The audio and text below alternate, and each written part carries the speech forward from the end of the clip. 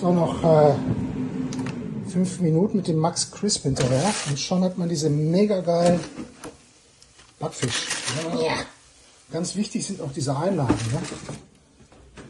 Hier. Dadurch braucht man die fast gar nicht sauber zu machen.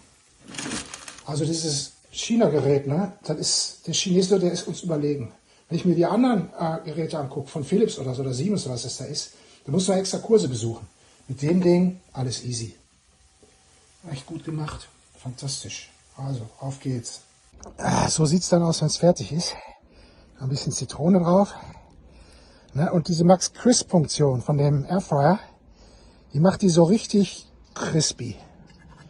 Ja, schaut ihr das, seht ihr das? Oh ja. Das heißt im Restaurant. Wenn das richtig macht, ne?